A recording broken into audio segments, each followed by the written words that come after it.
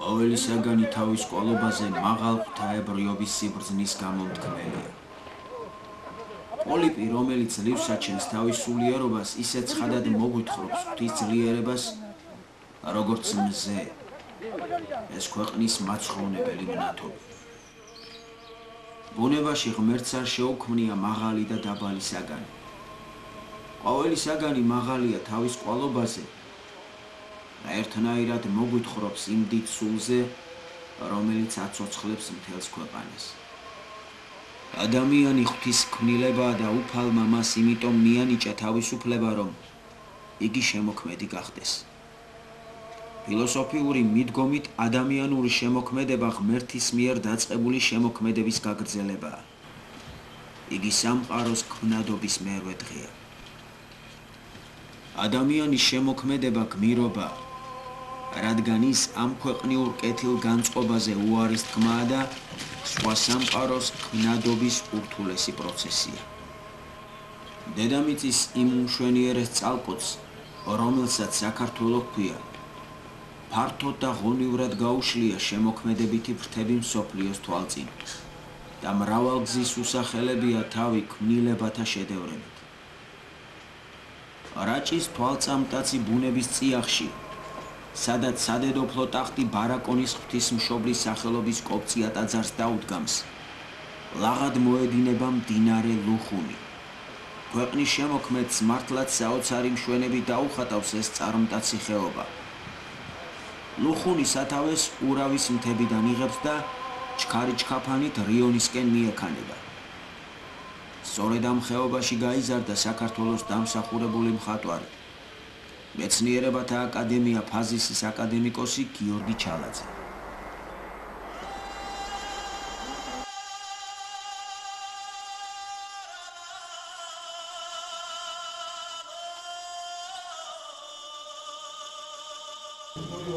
გიორგი ჩალაძე, ღირსების ორდენის კავალერი, ქალაქ რუსთავის მხატვართა კავშირის დამაარსებელი და უცვლელი თავმჯდომარე 1973 წლიდან 2002 წლამდე, სამხატვრო სკოლის დამაარსებელი, რუსთავის საპატიო მოქალაქე. მისი სახელი და ნამუშევრები შეტანილია მსოფლიოს გამოჩენილ ხელოვანთა ენციკლოპედიაში. ყველა ქვეყნის და ყველა დროის ხელოვანი. გამართული აქვს პერსონალური გამოფენები თბილისში, რუსთავში, ასევე შვედეთში და საბერძნეთში. მისი ნამუშევრები დაცულია საქართველოს სამხატვრო ფონდში, ქალაქ რუსთავის მხარეთმცოდნეობის მუზეუმში, საბერძნეთში, გერმანიაში, შვედეთში და სხვა მრავალი ქვეყნის კერძო კოლექციებში.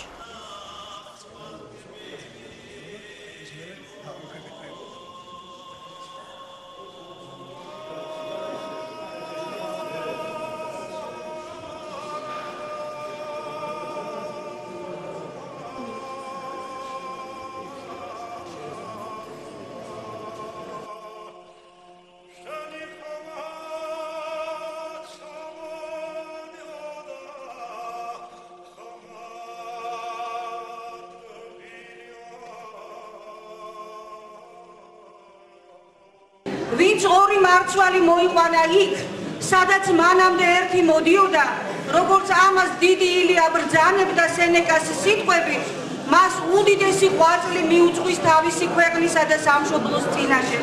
და თქვენ ბატონო გიორგი, ის ადამიანი ბრძანდებით, ვინც არა მარტო ორი მარცვალი, არამედ მთელი თქვენი ხანგრძლივი სიცოცხლის განმავლობაში ასე გულუხვად აპორებდით ადამიანების სულებს. დაიბადა რაჭაში, ამბროლაურის რაიონი, სოფელი ურავი. ბავშვობა იქ გავატარე. დავამთავრე 7 კლასი, მაშინ ასე იყო. მე გავაგრძელე სწავლა რაიონის ცენტრში, პედაგოგიურ სასწავლებელში. ამ პერიოდში, რა თქმა უნდა, ხატავდი, როგორც ყველა ბავშვი ხატავს. მაგრამ ერთი პედაგოგი ყავდა იქ დასასწავლებელში, რომელიც ხატავდა კარგად არ უშვავდა და რომ ნახა ჩემი ნამუშევრები, ნახატები, სულ მაქეზებდა რომ აუცილებლად უნდა წახვიდე აკადემიაში. მე მაშინ აკადემია რაღაც მიუწვდომელ ოცნებად მიმაჩნდა. არ შეიძლება არ იყვარდეს ეს ძალიან სათნო, ძალიან სიმპათიური ქართველი ჭარმაგი მამაკაცი, რომელსაც მთელი თავის ცხოვრება შრომაში გაუტარებია. ჩემი ბატონი გიორგის ურთიერთობა და ნაცნობობა ძალიან დიდი ხანია. მოდის და ჩემთვის ეს ადამიანი ყოველთვის იყო. ყოველ შემთხვევაში მე არ მახსოვს, რომ ბატონ გიორგისთან მე დამჯდარი მესაუბროს. მე უბრალოდ არ შემეძლო თქვენთან ეს გამაკეთებით და ბატონ გიორგი. ყოველთვის პატივისცემა, ყოველთვის რიდი, მოგრძალება. იმიტომ ყოველთვის ვცნობდი, რომ ჩემს წინ იდგა ადამიანი, რომელმაც ძალიან კარგად იცოდა შრომის ფასი, ძალიან კარგად აფასებდა ყოველთვის ნიჭიერებას და ყოველთვის ძალიან კაი მეგობარი იყო.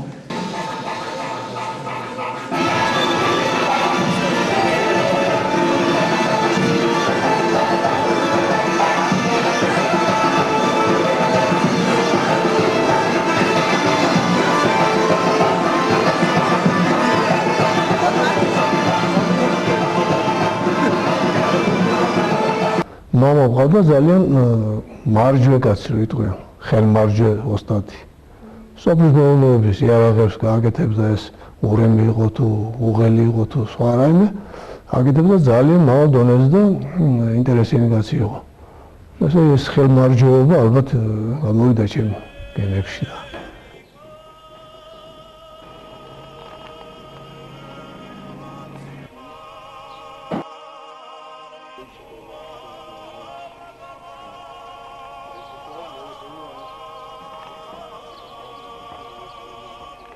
გამოვედი თბილისში, ეს იყო 1950 წელს, თითოეულიანობა იყო საერთაშორისო ზამთარში ჩამოვედი თებერვალში და მივედი აკადემიაში.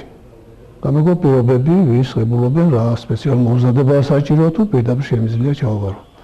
იქ შევხვდი ბატონ რუჩა ჯაფარიძეს, სულიად შემთხვევით და მან მირჩია რომ ეხლავე წამოდი სოფლიდან დავეჯენ მოსამზადებელი კურსზე, მაშინ უფასოდ იყო და ყველას ებულობდნენ და თუ არ მოემზადე ისე ვერ მოხდები ალბათ.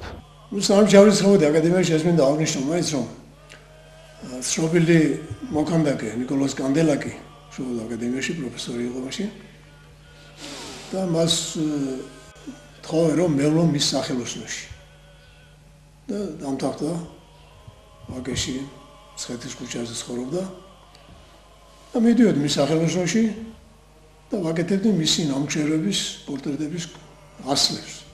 სწორედ აი კანდელაკის მოწაფეები გამოირჩეოდნენ და გამოირჩევიან დღესაც ცნობილი მოქანდაკეები არიან ამაშუკელი, ბერძენიშვილი, მოჩიაური და სხვა მრავალი. ყველას უნდოდა რომ კანდელაკის კლასში მოხვედრილიყო. და მე თავიდან ბოლომდე ვიყავ მის კლასში და მან ბევრი რამ მომცა ქანდაკების დაუფლებაში. აკადემია დაამთავრა 57-ში. ჩემი სადიპლომო ნაშრომი გახდა ეს ფიგურა გენერალი ლესელიძე და იშვიათ შემთხვევაში დგავენ ხოლმე სადიპლომო ნამუშევრებს. ეს პედი ხდაცილად დიდ მოქანდაკეს ბერძენიშვილს, კორძაიას, ოჩიაურს და ასე ჩემიც მომცეს უფლება დავგედგა და ლესელიძეს სამშობლოში, გურიაში დავგეთ ეს ქანდაკება. როცა დიპლომს ვაკეთებდი, ამავე დროს გავაკეთე იმ პერიოდში ჭაბუკის პორტრეტი. არ მინდოდა უბრალოდ ვინმესთვის მინდა დაძაბა მის იქიდან მესწავლა ფერწერა და უშუალოდ გრაფიკის მუშაობა. არა ჩემთვის პასტელი დაიწყო მუშაობა პირველად და შევქონია სამშობლო როცა მოკფერებში არის წარმოდგენილი. და სწორედ ეს მახალისებს და ჩემი კოლეგების და მხატვრების ხელოვნებების აზრი რომ თქვა, ეს არის ჩემი საკუთარი ხელწერა. მე ძალიან ბედნიერი ვარ, რომ თქვენი სახით მყავს უფროსი მეგობარი, რომელთანაც შეგვიძლია მივიდე და რჩევა ვკითხო. ბევრი პრობლემები იყო რა თქმა უნდა ცხოვრებაშიც, ხელოვნებაშიც. საინტერესოა ის ამბავი, რომ პირველივე გამოფენაზე, როცა დაამთავრე აკადემია, იმ ზუსტად სულ ერთ თვეში იყო რესპუბლიკური გამოფენა, ჩემი ნამუშევრები მიიღეს, 2 კანდაკება და ერთ-ერთი გაგზავნეს მოსკოვში საკავშირო გამოფენა, ასე ომში. და მე არც კი ვიცოდი, რომ გაგზავნეს ჩემი კანდაკება. აი ჭაბუკის პორტრეტი ახალზე ბიჭის. როგორც კი დაამთავრე აკადემია, იმ წლიდან კი არა, იმ თვიდანვე უკვე რამდენჯერმე მიიღე რესპუბლიკურ გამოფენაზე მონაწილეობა და საკავშიროს როგორც წამოთქვა. მაგრამ პერსონალური გამოფენა მე გავაკეთე პირველი პერსონალური თბილისში ხატრის სახლში იყო ეს 98 წელს. მაშინ რა თქმა უნდა მე ნამუშევრები არ მქონდა, ძირითადად იყო კანდაკებები და პასტელში შესრულებული მრავალი პორტრეტი და პეიზაჟი. ძალიან გულთბილად მიიღო საზოგადოებამ, მხატვრებმა, სპეციალისტებმა განსაკუთრებით, რომ რაღაცა ჩემში ნახეს განსაკუთრებული სტილი. მე ვხატავ საერთოდ წერტილებით, ამას პუანტელებს ეძახდნენ ადრე. ეს მე არ გამომგონია სტილი, მაგრამ თვითონ ნახატის სტილი არის სულ სხვა. არა მარტო ისა რომ წერტილებით ხატება. პირველ გამოფენაზე ძალიან ისეთი სასიმბოლო ჩანაწერები იყო საბერძნელების სიქში, რომ ამან რაღაც სტიმული მომცა, შემდეგში უფრო ნაყოფიერად მემუშავნა. ბრწყინვალე პიროვნება, ბრწყინვალე მოქალაქე, ჩემი პედაგოგი, ჩემი კი არა მთელი ქალაქის. ხო, ჩვენ ყველანი ვსწავლობდით ბატონ გიორგისთან. ბავშვობიდან მაკავშირებს ბატონ გიორგისთან ურთიერთობები, ასე უამრავ დიდი სკოლა გავიარეთ. სულ ყველა, როგორც მე, ასე ჩემმა ძმებმაც დიდი წვლილი აქვს ჩვენი ოჯახის მიმართ. ძალიან საყვარელი ადამიანი. ბატონი ჯორას სახით რუსთავს დიდი ხელოვანი ყავს. არა თუ რუსთავს საქართველოს. სამწუხაროდ ალბათ ეს მაგის ბრალიც არის, რომ რატომღაც არც იმეფქაში არ იყო დაფასებული და დღევანდამდე ვერ ხედავდა აი დღევანდელი ჩვენი თავყრილობა, დღევანდელი ეს იუბილე, დღევანდელი გამოფენა იყოს ის საწყისი, რომ ეს კაცი ღირსეულად დაფასდეს. სანამ ჩვენა დაგიგე, დაგიარდა მერვა, შეძებიში წლები გადის, უშენობა მერევა, სანამ ჩვენა დაგიგულე, დადიარდა მერევა, ეი და არალე, არი არალე. როცა ქედა ხაწამილებს, თალავ შეძებილები, სიდრადე მაი თუ არ გნამდე დარებიანი ვიქნები, დედამობის მეხისება, შეძება გეზერკვებოდე, არა ვიცის არ მეცალოს, მარტო შენს მეროდე, ეი და არალე. შედაროდის მეხისება, შეძება გეზერკვებოდე, არა ვიცის არ მეცალოს, მარტო შენს მეროდე, ეი და არალე, არი არალე. ერთი ჩემი კურსელი იყო გელაშვილი, სამხატვრო ფონდის დირექტორად მუშაობდა მაშინ. და გამოფენის გახსნას არ დასწრებია და მეორე დღეს რო ჩავედი, ხედავ ჩამოდის კიბეებზე და იქიდან მოდის რაღაცა გახარებული და გაღიმებული. ბიჭო, იორა, ეს რა გიქნია, კაცო, მე ასეთ ლაპარაკი იცოდა. ეს რა, გადატრიალება მოახდინე ხელოვნებაში. რა გომეთქიდა? სხვაშორის ხაზი მინდა გავუსვა, იყო ძალიან სიტყვაძვირი.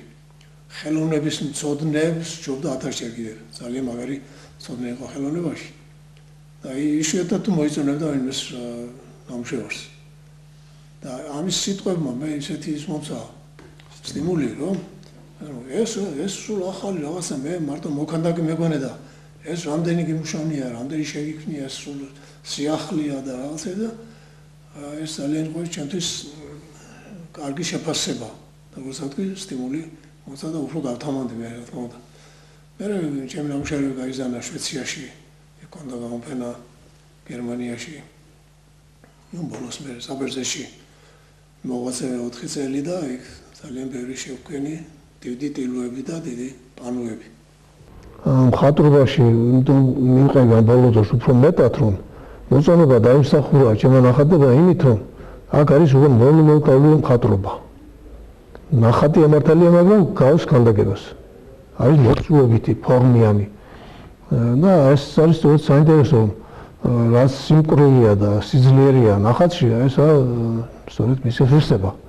და მოქანდაკეები საერთოდ უფრო ძლიერი არიან ფანქარში ხატვაში, იმიტომ რომ გრძნობენ ფორმას, მოცულობას და ამას გადმოსცემენ ნახატში.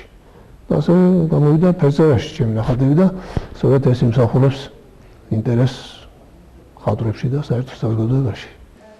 გიორგი ჩალაძე აქტიურად მონაწილეობს რუსთავში გამართულ მრავალ საზოგადოებრივ საქმიანობაში. ხშირია საქმიანი შეხვედრები მის სახელოსნოში, სადაც თავს იყრიან საქართველოს მხატვართა კავშირის წევრები, გიორგი ოჩიაური, ნინო ზაალიშვილი და სხვა სახელოვანი ხელოვნებათმცოდნეები, მხატვრები. მრავალჯერ ჩატარდა ქალაქში საქართველოს მხატვართა კავშირის გასვლითი სესიები. მერიაში ხშირია საქმიანი შეხვედრა დიალოგები.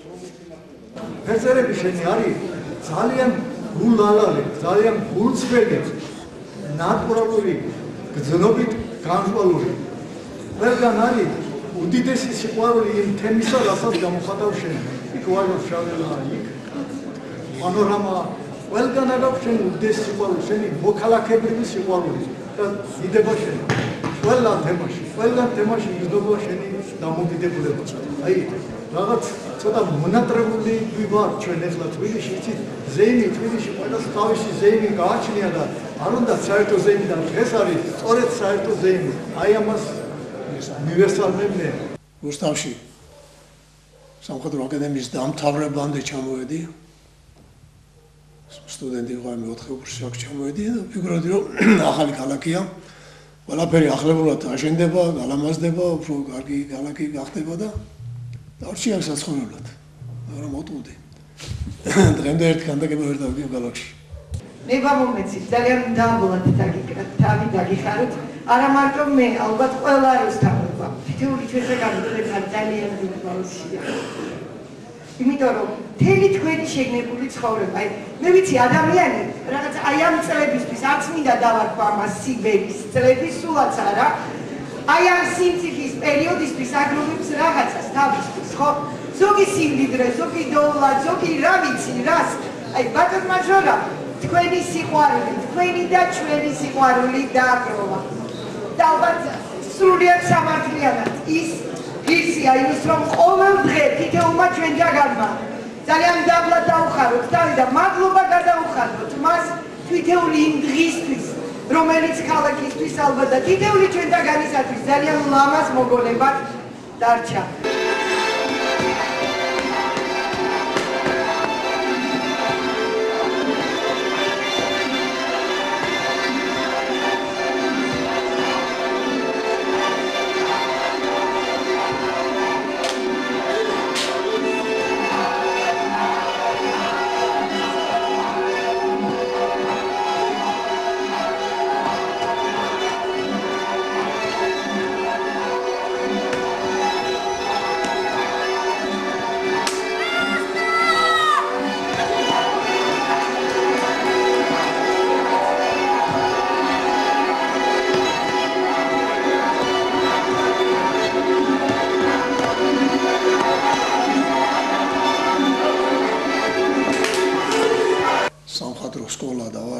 დიდი შრომით და დიდი ბრძოლა მომიხდა მის გასვლაზე, იმიტომ რომ არავის არ ინტერესებდა ხელმძღვანელებზე ლაპარაკი, ქალაქ კომი და ამას კომი რო იყო. არ ინტერესებდათ, არის ახალი სამოწყება და ახსნა. იმიტომ რომ იმისესაც იმას რომ სჭირდება შენობა, მე სჭირდება ხელფასები და ესა არა გვაქვს. და დღემდე ასე მოდის, რომ არაფერი არ ინტერესებს სიახლე ქალაქში გააკეთა. სამხატვრო სკოლა გავხსენი, ვის დირექტორი ვიყავი წლების მანძილზე და უამრავი ხატვარი ავზარდეთ ამ სკოლაში.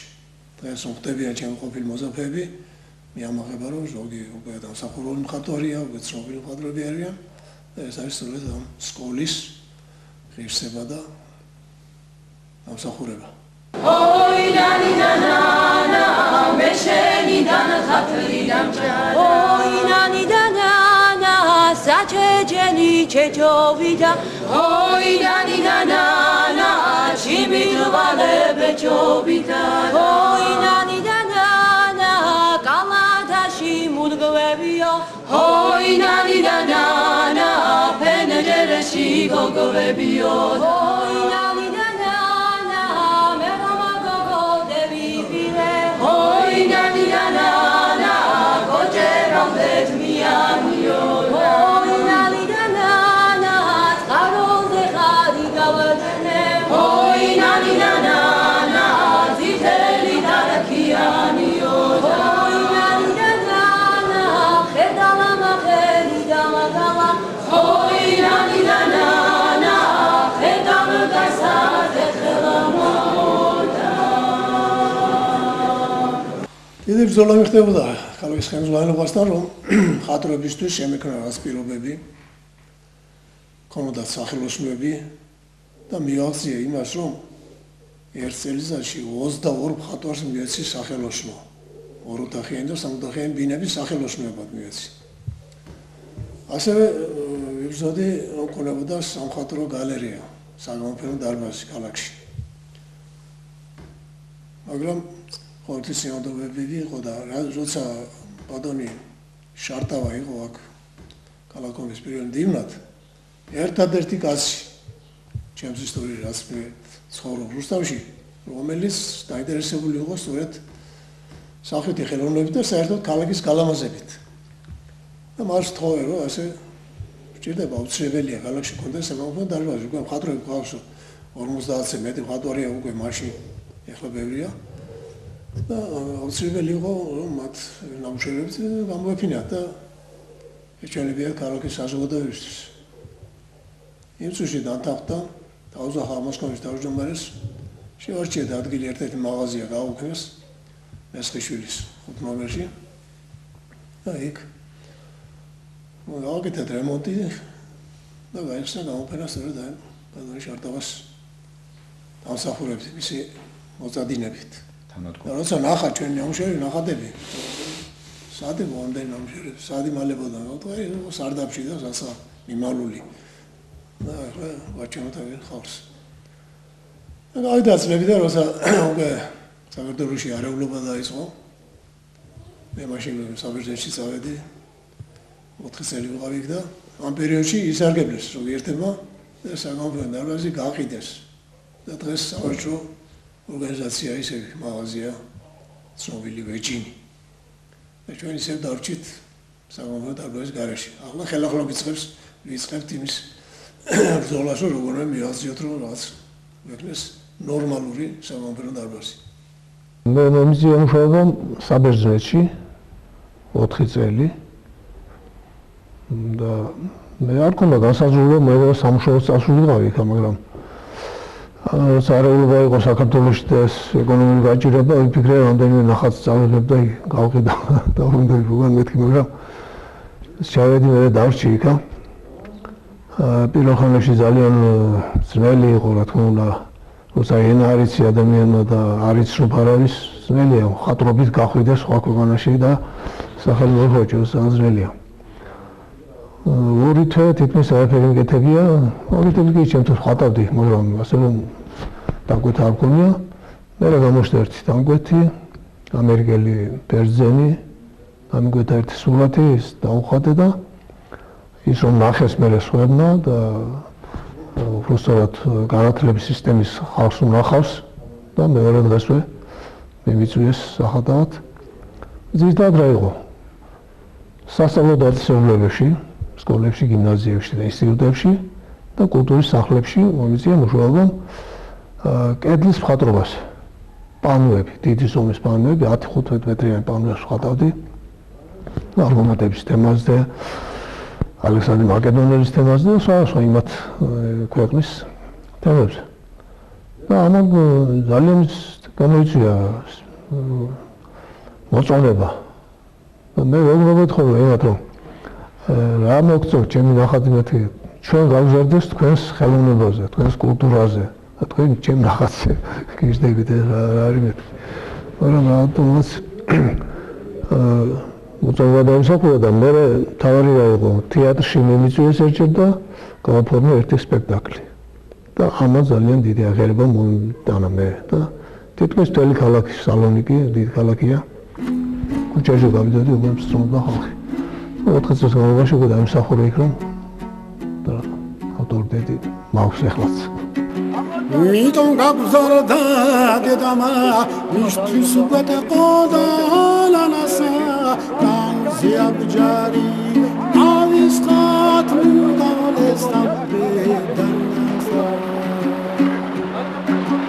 განზე აბჯარი ავის ხათ მუდავლესა დედანასა ადამიანის შემოქმედების მიზანი სილამაზის ქმნადობა, მაგრამ არა ამ ქვეყნიური, ემპირიული, წარმავალი სილამაზისა, არამედ მიღმური, ღვთაებრივი სილამაზისა. ამ სილამაზე უნდა უშველოს ადამიანს სულიერად. სწორედ ამ მიზნით გაატარა გიორგი ჩალაძემ ცხოვრების 75 წელი. სიყვარულით აკეთებს თავის საქმეს და ეს სიყვარული მკაფიოდ ეტყობა მის გარშემო მოკრებილ საზოგადოებას. ვინ იცის რამდენი ბავშვი დაუყენებია სწორ გზაზე. რამდენისთვის უსწავლებია ხატვა, ზნეობა, კაიკაცობა და სიყვარული. წინ კიდევ მრავალი საქმეა.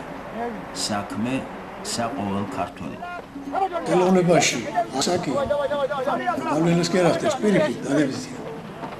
მაგრამ მაგალითი არის ბოლო დროს დავხატე ვაჟა-ფშაველა, რომელიც დიდი პანოა 3 მეტრ ნახევარი 2 ნახევარზე. ესაც უბოლო ნახატი და ყველაზე უკეთესი მე ეს მოენია ჩემი ნამუშევრებში. და ეს ვამბობენ ზოგიერთები და მედეთა მთავრობის წარმომადგენლები რომ 40 წელს ზემოთ ჩვენ არ გვჭირდება ხალხი არაფერში. ძალიან მცდარი აზრია. ეს ხელოვნური 40 ლამდე შეიძლება დაჭირდეთ პოლიციაში, ვისაც ძალა, ენერგია ჭირდება, ფიზიკური ძალა.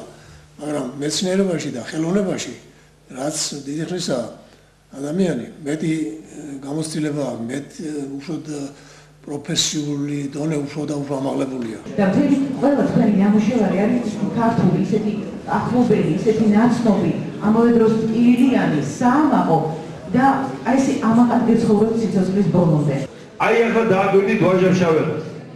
აი თითო კისკი რო უნდოდეს, თითო ივას არა ეს რამდენი დრო, რა ენერგია, რა შრომა მიჩთან და ცოდნასთან ერთად.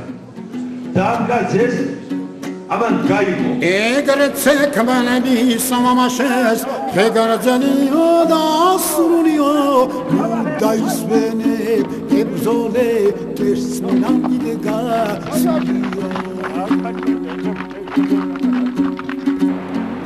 დაისვენე, ებზოლე, კერსმინამდიგა,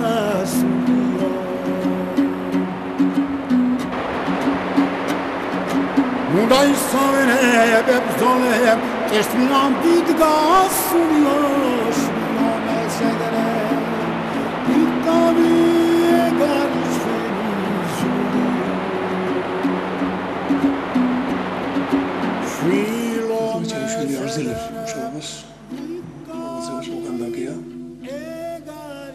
მუშაობს მარმარილოში რამდენიმე ქანდაკება უკვე დაკავეს სალონიკში. მე მახარებს ამბავი რომ შვილის ჩემ პროფესიას გავყვადა პირიქით ქანდაკებაში, ჩემზე უკეთესია. მალხაზი შვილი ბატონ გიორგის ჩვენთან ერთად გაიზარდა. ის ის დიდებული, წინვალე მოქანდაკე. ზაფხულის პერიოდში მიდიარ სოფელში, რაჭაში. იმავს უკვე პირველ საღებავები ყველაფერი და უფრო მეტად მინდა იმუშავა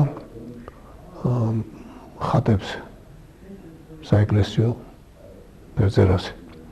თუ ბოლო დროს გავაკეთე სულ 3 ხატი, მანამდე არ მეხატა და ძალიან კარგი გამომივიდა და ფიქრობ რომ გავაგრძელო ამ მიმართულებით, რამდენიმე ნახატს მაინც გავაკეთებ ამ ზაფხულზე.